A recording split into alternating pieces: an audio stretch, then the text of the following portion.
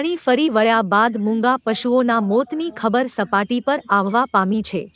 શહેરમાં પૂરની સ્થિતિ અંગે જાણ હોવા છતાં જૂ તંત્ર દ્વારા પ્રાણીઓને બચાવવા માટે યોગ્ય પગલાં ન લેવામાં આવ્યા હોવાનું સામે આવ્યું। વડોદરાના મધ્યમાંથી પસાર થતી વિશ્વામિત્રી નદીમાં વિતેલા 3 દિવસથી પૂરની સ્થિતિ છે।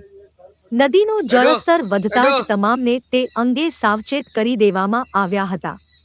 વિશ્વામિત્રી નદીને અડીને જ શહેરનું જૂનું અને જાણીતું કમાટીબાગ ઝૂ આવેલું છે।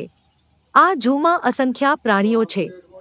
નદીનું જળસ્તર વધતા જ ઝૂમાં પણ પાણી આવવાની શક્યતાઓ હતી, જેને લઈને ઝૂ તંત્ર દ્વારા યોગ્ય પગલાં લેવામાં આવ્યા હોવાનો દાવો કરવામાં આવ્યો હતો, પરંતુ આ દાવાઓ આજે નિષ્ફળ સાબિત થયા છે। આજે સવારે વિશ્વામિત્રી નદીના પૂરના પાણી ઓસરવાનું શરૂ થયું છે, જે બાદ કમાટીબાગ ઝૂમાં મૂંગા પશુ હરણના મોત થયા હોવાનું સામે આવવા પામ્યું છે।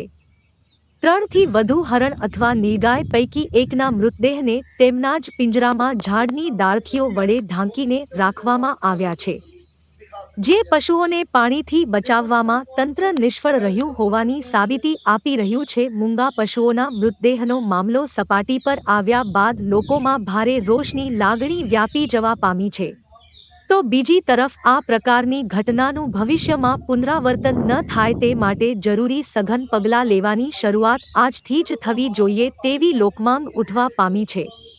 હવે આ મામલે આગળ શું થાય છે તેના પર સૌ કોઈની નજર રહેશે।